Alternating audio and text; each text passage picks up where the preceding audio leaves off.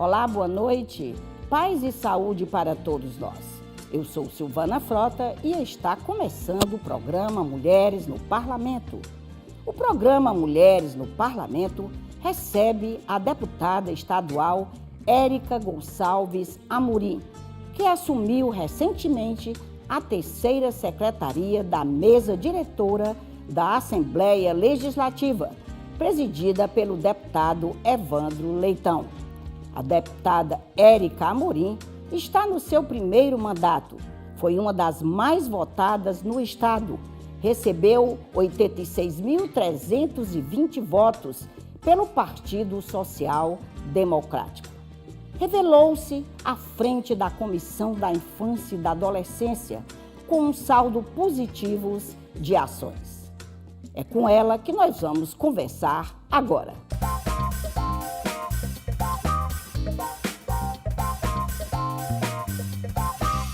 Deputada, muito obrigada pela sua presença mais uma vez aqui conosco, né? A gente agradece por a senhora ter tirado um tempo, a gente sabe que estamos vivendo um momento muito difícil, né?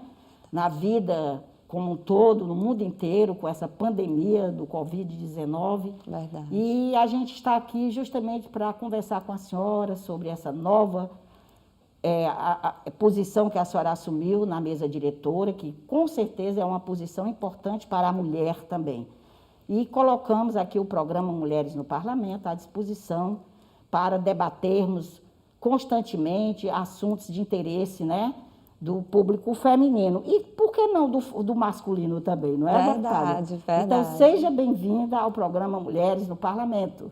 Obrigada, Silvana. Um prazer estar aqui com vocês, estar novamente, né, participando desse programa que é tão importante.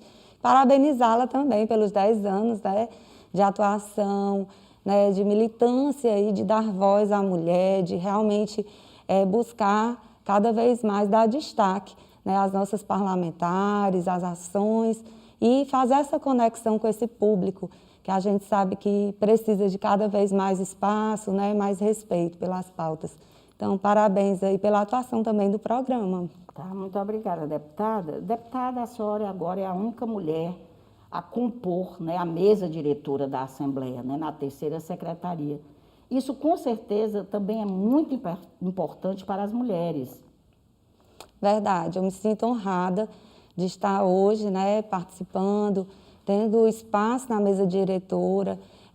Acredito que é bastante importante que as mulheres tenham esse assento, né, na mesa diretora. E estou representando, né, o partido PSD, mas estou representando, né, todas nós. Isso. E a gente tem esse objetivo de buscar trazer mais visibilidade para a pauta da mulher, né, de atuar em consonância com as demais deputadas, claro que são excelentes parlamentares, têm uma atuação bastante expressiva, né, mas de representar todas, né, de trazer cada vez mais destaque. Eu acredito que as mulheres, elas contribuem e elas precisam ter esse espaço de fala em todos os ambientes. Então, acredito que não poderia deixar de ser diferente, né, na mesa diretora.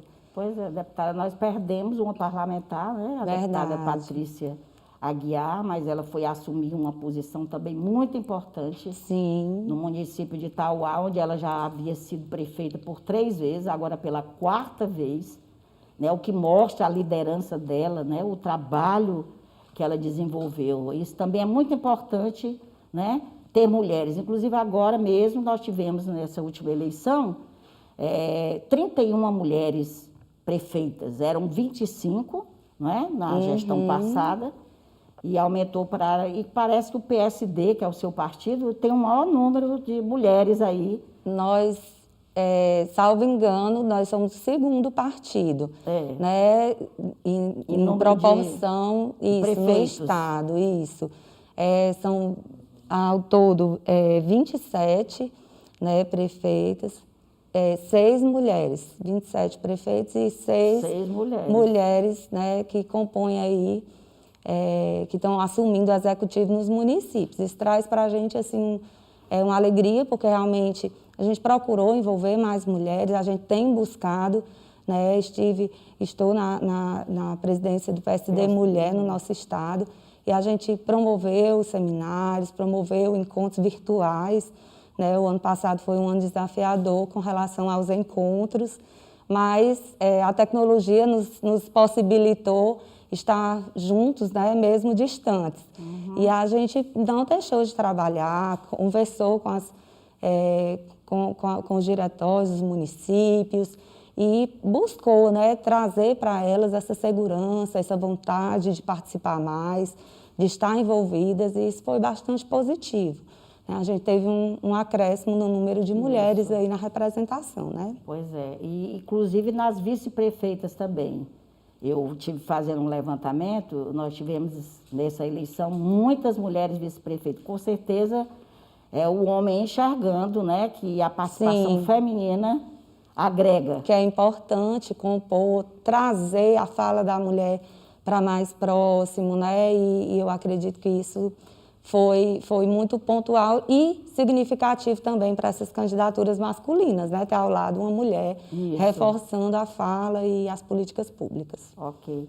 Deputada, a senhora pretende dar continuidade na casa ao trabalho que começou, né, que fez durante 2 anos, na Comissão da Infância e Adolescência? Essa vai ser sua bandeira, continua sendo a sua bandeira na casa? Olha, Silvana, eu tive um momento muito feliz aqui nessa casa, na presidência da Comissão da Infância e Adolescência. Eu gostei muito, né? A pauta da infância e adolescência é uma pauta que eu já militava antes, né, enquanto primeira-dama, né, e também durante a minha campanha. E aqui foi uma escola para mim, foi de grande aprendizado. Eu me envolvi, eu me entreguei, de fato, assim, para buscar movimentar pautas importantes, trazer debates, fazer proposições também, né? Me reunir com secretários de Estado sobre a pauta da infância, muito prioritariamente também.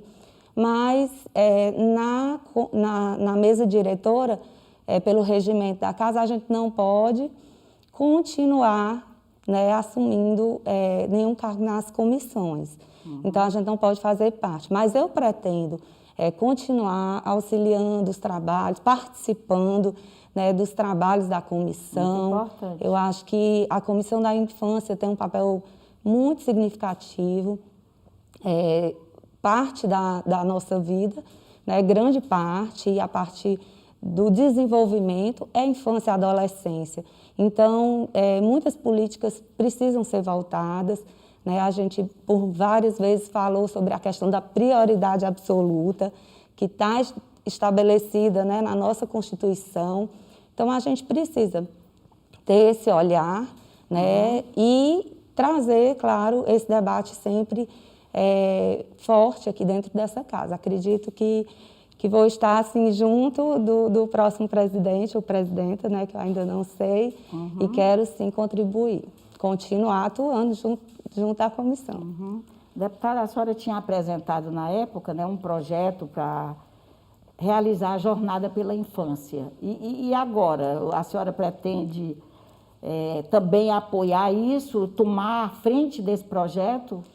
Pois é, Silvana, o projeto da Jornada pela Infância, nós acabamos que demos início e chegou a pandemia, mas é um projeto que é da comissão, né? E pelo nosso mandato e presidência, a gente tomou frente, né, e iniciou esse projeto. É um projeto importante, né, de levar realmente espaço de debate, de fala, de mobilizar capacitações, como nós conseguimos promover para adolescentes, para professores, né, de formação de multiplicadores ali dentro das comunidades, né, de envolver o sistema de garantia de direitos com a escola, o espaço, o ambiente escolar é um ambiente muito rico, né, e acredito que é muito propício também para a gente trabalhar muitos temas, porque é lá onde está, a maior parte do tempo, as nossas crianças e adolescentes, onde eles estão, a maior parte do tempo, e a gente consegue ter acesso à família, né, para fazer essa integração, para tentar trabalhar esses temas juntos. Então, é muito favorável. E eu pretendo, sim, eu espero que continue, Jornada pela Infância continue, e eu quero participar, né, dos encontros, me fazer presente assim, o máximo que eu puder, para contribuir também. Pois é, deputada, pegando aí o gancho da sua avaliação da escola, da importância da escola, a gente teve um prejuízo muito grande agora, né, com essa pandemia, com relação à suspensão das aulas, né? E aí está essa expectativa, se volta, se não volta. Qual é a sua visão, assim, sobre isso? Porque muitos pais já estão reclamando, né? Muitas crianças estão deixando de ser alfabetizadas. As mães tiveram que voltar ao trabalho, né? Passou aquela fase maior, tiveram que voltar. Verdade. E os filhos estão em casa, mas é também um momento muito difícil de colocar. Como é que a senhora se posiciona em relação a isso? Olha, Silvana, o ano passado, em virtude de tudo ter sido novo, né, a pandemia chegou, né, a questão do vírus e de os protocolos de saúde não estarem estabelecidos e não saber como lidar direito com isso, então isso assusta muito. E era novo para todos, era novo inclusive para a classe médica, né? Os cientistas iniciaram pesquisas, estudos, mas nada a gente tinha concreto ainda. Então, acredito que foi prudente haver aí uma pausa, né, nessas questões de tudo que gerava uma maior proximidade das pessoas, né? Porém, a gente percebeu o quê? A gente percebeu aumento na questão de problemáticas com a saúde mental das pessoas, as pessoas mais ansiosas, as pessoas assim sofrendo de várias questões pelo próprio medo, pela própria situação que a gente estava envolvido. E as crianças, eu costumo dizer, assim, pela experiência que eu tenho com os meus filhos, né, que elas se adaptam mais facilmente às situações, às questões, ao novo que chega para elas. Mas isso não quer dizer que eles não sofram. Né? Existiu uma perda, né, na questão cognitiva, porque o aprendizado a gente não tem como mensurar, mas a gente tem a expectativa de que ele tenha sido inferior, o nível de aprendizado tenha sido menor do que se tivesse sido presencial as aulas, mas também houve perda na questão social. Essas crianças, elas estão em formação. Então, é muito importante, é muito rico, né, para elas o convívio, né, estar ali naquele ambiente, convivendo, né, passando por experiências e sendo educado diante dessas experiências. Então, eu acredito que esse ano é primordial que a gente consiga retomar, como, né, já tem sido tentado, né, pelo menos alguns dias, não é, deputada? As turmas híbridas, como foi proposto, exato, né? Uma parte, metade da turma vai numa semana, outra parte vai na outra, aí a parte que não foi fica em casa. O governo do estado tem tido uma preocupação, né, a questão dos chips, né, que estão sendo distribuídos para os jovens. Notebooks. Tablets, né? Então, eu acredito que essa pauta tem que ser prioritária, o retorno às aulas, né? Eu acredito que próximo passo, após, né, os idosos, a comunidade da saúde, todos os profissionais da saúde terem sido vacinados, os indígenas, acredito que os profissionais da educação precisam também, para eles terem essa segurança de retorno, mas eu acredito que é primordial que a gente consiga, né, de forma segura, claro, mas entendendo que isso deve ser prioridade, sim. Olá, sou Mônica Mota, tenho 23 anos, sou assistente social, escritora e ativista contra o abuso e a exploração sexual contra crianças e adolescentes desde 2013. Recentemente lancei meu primeiro livro infantil, chamado Tom, Elise e Chico, durante a 13ª edição da Bienal Internacional do Livro do Ceará, em 2019. O livro surge como uma verdadeira ferramenta de prevenção e combate a essa grave violação de direitos que, infelizmente, assola a realidade de tantas crianças no nosso estado. Desde o lançamento do livro, que surge como uma ferramenta lúdica e leve, tenho contado com o grande apoio, a grande participação do mandato da deputada estadual Érica Amorim, que, abraçando a causa e sendo um grande destaque na luta e na promoção dos direitos pela infância e pela adolescência, tem levado esta pauta a muitos lugares. Por exemplo, estive junto ao mandato da deputada durante o lançamento da Jornada pela Infância e Adolescência, na qual pude ministrar palestra abordando esta temática, apresentando o Tom Elise e Chico e falando sobre a importância do engajamento político para a prevenção, para o combate e, acima de tudo, para o enfrentamento dessa violência. Agradeço à nobre deputada pela parceria, pelo apoio e por ser grande referência no estado do Ceará e por apoiar esta causa. Também estivemos juntas na Assembleia Legislativa, na qual pudemos realizar o lançamento também de Tom Elise e Chico na casa. Nós vamos para um pequeno intervalo e voltamos em instantes. Nós estamos recebendo a deputada estadual Érica Amorim.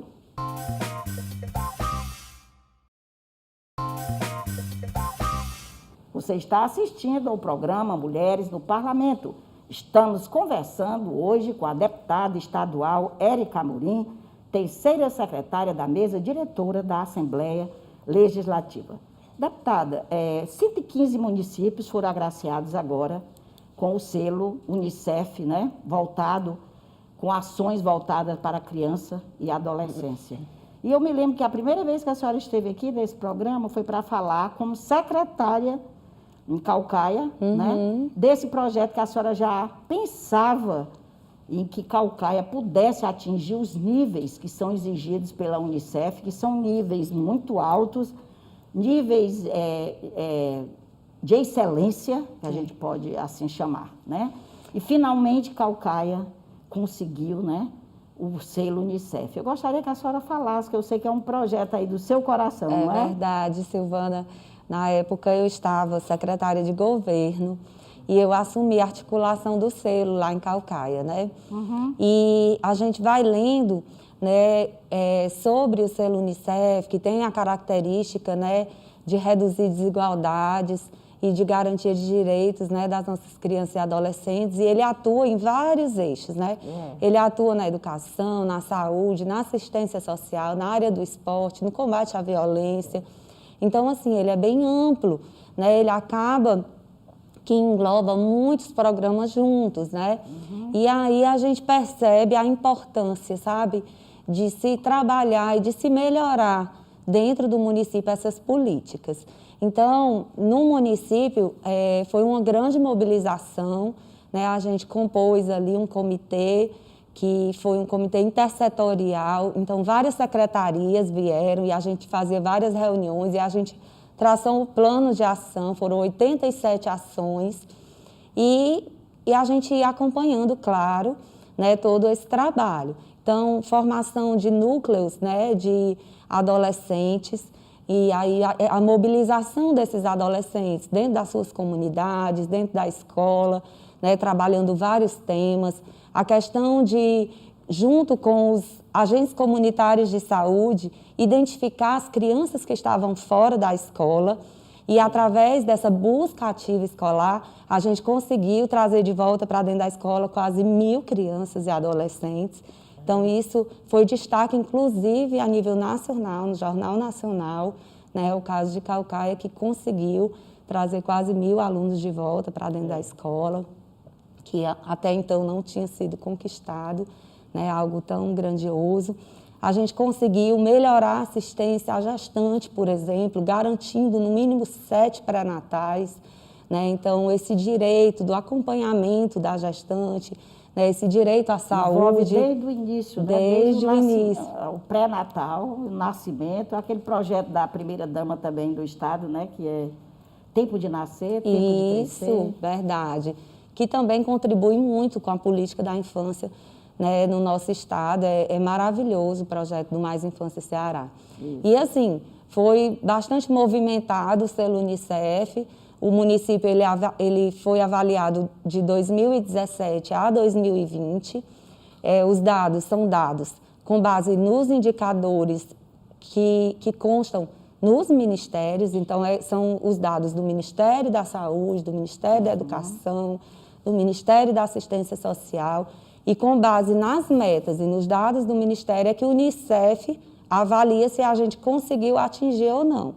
Né? E, claro, alguns desafios, promover fóruns, né? Então, eu fiquei muito feliz, porque para além de o município receber uma certificação internacional, né, a gente tem a certeza de que a gente conseguiu melhorar a vida, né, de crianças e de adolescentes no município. Isso para a gente, assim, não tem nada que pague, é muito, muito precioso. Né? Então foi maravilhoso poder participar e contribuir, fazer parte, né, dessa história. Uhum. A deputada, a senhora foi eleita com grande maioria pelo município de Caucaia, né? Eu estive pesquisando, foram mais de 42 mil votos. É verdade. Que a senhora teve em Caucaia. Com certeza, Caucaia continua, né, sendo o seu grande foco, né, dentro do parlamento. Eu me sinto representante, né, do município de Caucaia, Silvana. Como você disse, eu tirei quase 43 mil votos no município. Né? Na história do município, eu tive a votação mais expressiva, inclusive me surpreendeu. E eu tenho assim, um grande dever com a população, né, daquele município, que me deu esse mandato, né, juntamente com outros municípios, claro, que eu também busco representar. Mas eu sinto uma proximidade, né, recebi o título de cidadã caucaiense, né, e me sinto, de fato, uma cidadã caucaiense. Né, sou muito bem recebida e acolhida, mas busco sempre tratar as questões de Caucaia junto ao governo do estado, né, através dos nossos requerimentos, vou para as reuniões e eu desejo ser voz daquele povo, sim, aqui na Assembleia. Ok, muito bem, tem que ser, né? Sim. Representar o estado, mas aquele Sim. município que foi sua base. Verdade, né? E, deputada, a senhora agora é a única deputada do PSD na casa, né? Pois é. E vai representar esse partido. Existe já um projeto político para 2022? Pois é, minha colega de sigla, a deputada Patrícia, né, assumiu a prefeitura em Tauá. E eu fiquei como a única representante. Acredito que isso é temporário, né? Espero que sim, que nas próximas eleições acredito que a casa terá mais representantes do partido PSD. A gente continua firme junto ao partido, mas eu não tenho ainda planos para 2022. Estou me organizando com relação, né, ao novo espaço, à nova atuação que a gente vai ter na casa. E a gente vai caminhando aí com atenção, né, aprendendo e observando, mas vamos aguardar um pouco, né? Para anunciar. Para ver como é que vai ser o 2022 e quais planos, né, a gente vai definir para lá. Agora, deputada, já que nós estamos nesse bloco falando muito de política, vamos logo a uma pergunta que está aqui já alinhada. Essas medidas restritivas, né, que o governador Camilo tem tomado, agrada por um lado e desagrada por outros. Né? Verdade. Mas a gente sabe que, como governante, é uma situação muito difícil para ele. Né? A casa aqui, por exemplo, aprovou diversas medidas e agora está por aprovar o estado de calamidade pública novamente. Né? Voltamos à pandemia e algumas pessoas se manifestaram contra isso. O que a senhora tem a dizer? Olha, Silvana, eu concordo que haja, né, diferença de opiniões, isso é normal, né? Nós vivemos uma democracia, as pessoas se posicionam e algumas medidas afetam, claro, mais alguns públicos do que a outros. Né? Eu acredito que não são medidas fáceis, mas são medidas necessárias. Né? A gente percebe que a população, né, na verdade, a nossa cultura não é a cultura do nosso povo o uso de máscara. Então, é super difícil para alguns, né, colocar a máscara e se manter, né, com o uso dessa máscara durante o dia, fazer a troca, né, e essa questão do distanciamento. Então, isso, num período inicial, conseguiu acontecer de forma mais, digamos assim, satisfatória. As pessoas, pelo receio, pelas notícias, conseguiram aderir e obedecer a essas regras melhor. E depois, a gente sabe que houve um relaxamento. Então, é impossível, né, que diante de uma responsabilidade se tem com o Estado, diante do que a gente está vendo em Manaus e os casos crescendo aqui, que se permanecesse como estava. Então, foi preciso endurecer regras, eu acredito que é necessário, o governo está sensível também, né, à questão econômica, claro, e aos setores, né, que estão sendo mais afetados. Anunciou que vai entrar com medidas, né, de apoio, mas acredito que sim, eram necessárias. A Casa Legislativa ela tem que estar, né, alinhada também nesse sentido, porque é uma responsabilidade com a vida das pessoas, né? O sistema de saúde público pode entrar em colapso e a gente não deseja isso. Então, é preciso, de fato, muito cuidado. Eu acredito que o governador, embora desagradando a alguns, mas ele tem sido assertivo nas ações. Falar da deputada Érica Amorim, para mim é fácil. Né? Conheço ela desde criança, né? Conheci no interior e, com o tempo, chegamos a nos casar. E a deputada Érica Amorim é mulher determinada. Quando fui eleito prefeito de Caucaia, fui secretário de governo aqui do meu gabinete, né? E me ajudou muito, né? Articulou o selo Unicef desde o primeiro dia que eu assumi a prefeitura de Caucaia.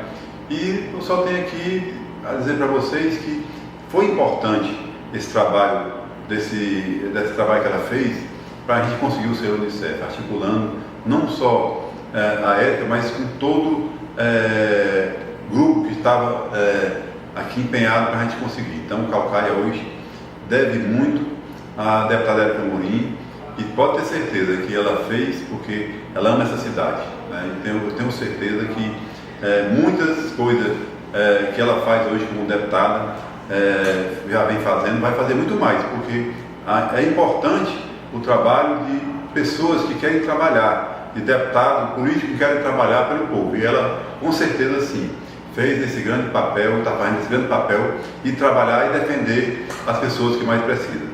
Aqui quero deixar o meu abraço para ela e dizer que confio no trabalho que ela vem fazendo e que ela vai fazer muito mais para frente aqui, nesses 2 anos que falta de mandato. Então, nós vamos para o último intervalo e voltamos em seguida, falando sobre os projetos da deputada Érica Amorim para a mulher.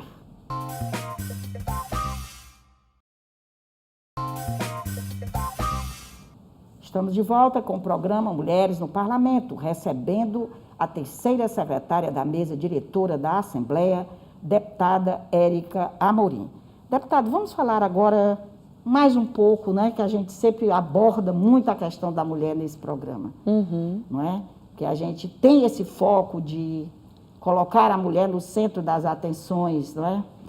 E eu gostaria que a senhora falasse um pouco sobre os projetos que a senhora desenvolveu na casa, ou que vai desenvolver na casa, em benefício da mulher, né? E já lembrando que foi um projeto da sua autoria, né, instalar a Semana Estadual de Prevenção à Gravidez na Adolescência. Verdade. Inclusive, essa semana, né, que foi instituída, né, através de um projeto nosso, que é justamente essa primeira semana de fevereiro. Então, nós estivemos já em uma caminhada, né, em mobilização, visitamos o ambulatório do adolescente na maternidade escola, né? Nós também falamos sobre abordamos essa temática no plenário e também participamos do webinário, né, com o Ministério da Mulher, Cidadania e Direitos Humanos, que também versou sobre esse tema, porque também é o período em que acontece a campanha nacional, né? E promovemos uma live pelas nossas redes sociais também com a doutora Zenilda, que é lá da maternidade escola e que já está há mais de 30 anos trabalhando à frente do ambulatório, foi ela quem criou. Então, eles têm um trabalho bastante importante, né, e já tem um olhar mais sensível, né, com relação a essa causa da gravidez, né? Existem os públicos mais vulneráveis, as meninas que são de comunidades mais pobres, elas acabam Muitas vezes isso é muito preocupante, Silvana, porque elas entram num ciclo de pobreza, né? Porque engravidam cedo, às vezes não tem no lar estrutura, né? E aí elas abandonam os estudos e ficam aos cuidados da criança, cuidando da criança e deixam. Muitas conseguem retomar, mas o percentual das que conseguem retornar aos estudos é menor. E as que não conseguem ficam submetidas depois a subempregos. Então, elas acabam tendo um ciclo, né, de pobreza na vida delas. E muitas também são filhas de mães adolescentes. Então, são muitas questões que estão ligadas. Agora, claro, tem outros, dependendo da classe social, do arranjo familiar, que elas conseguem continuar os estudos, vão para a faculdade, conseguem criar bem seus filhos, claro, né, e dar vamos dizer assim, uma formação, uma educação melhor. Mas a gente sabe que... precisa realmente de uma orientação, né, deputada? De uma formação educacional voltada para essa área. Então, nesse sentido, a atuação das escolas, né, de falar sobre, não só sobre os métodos contraceptivos, né, mas também, né, de falar sobre eles e trazer as orientações para as meninas sobre um planejamento de vida, sobre elas pensarem em futuro e elas entenderem que as consequências, né, de um ato impensado, de às vezes não cuidado, chega e é uma responsabilidade para a vida toda. Deixam de estudar, elas dão vários depoimentos que elas, quando engravidam, né, na adolescência, não deixam de estudar, não vão mais também ter disponibilidade de trabalhar, porque tem que cuidar da criança. Quando... No caso, o pai é um adolescente, a maioria abandona, deixa a menina sozinha por conta da família, enfim. E é uma situação bem delicada. Então, eu acredito que, através do programa Saúde da Família, já tem se conseguido levar essa temática, essa abordagem de uma forma mais ampla, mas é preciso mais. O Unicef, ele trabalha também essa temática. Nos últimos anos, através da Semana do Bebê, eles têm trabalhado a prevenção da gravidez, né? Então, o selo também traz esse alerta e reforça esse trabalho, mas é preciso, né, políticas de maior investimento na questão educacional, sim, né, e da prevenção. Inclusive, tem alguns dados da maternidade escola que são interessantes, né, com relação à reincidência, que é em torno de 40% das meninas adolescentes. Se elas não fizerem a utilização de um bom contraceptivo, elas acabam engravidando novamente em menos de 2 anos. E aí, lá na maternidade escola, eles já utilizam alguns métodos como o DIU, que alguns DIUs têm duração de 5 anos.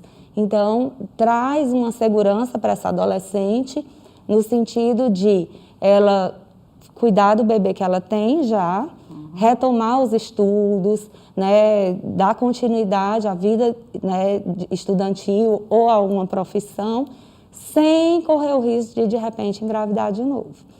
Então, é algo que é preciso ser analisado também com relação à política pública eficiente, né? Olha a importância da mulher na política. A mulher entende dessas questões, traz para o debate questões como essas que o homem não tem a sensibilidade, né, como nós, não é, deputada? Só para fechar o seu comentário. Agora, deputada, eu queria tocar no outro tema com a senhora, que foi o aumento do feminicídio também, infelizmente, nesse período da pandemia, né? Que entristeceu muita gente. Inclusive, teve caso de homens que mataram as mulheres porque engravidaram. Né? E aí, pegando também o gancho dessa questão, né, do feminicídio, existem leis que estão sendo discutidas no Congresso Nacional e também na CNJ. O CNJ, o Conselho Nacional de Justiça, tem dado um apoio muito grande nessa questão do feminicídio também. Não só na política, divulgando a mulher na política. O CNJ faz muito bem esse papel. Não sei se a senhora sabe, concorda.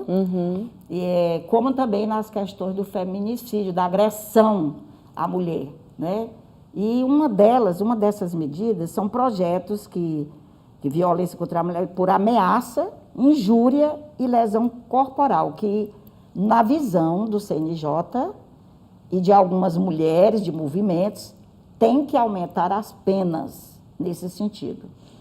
Qual é a sua avaliação, deputada, sobre isso e também sobre trazer o homem para mais perto, cada vez mais, da mulher, para ele entender que não existe essa diferença de homem e mulher, que quem faz é o machismo, né? A história antiga. Verdade, Silvana.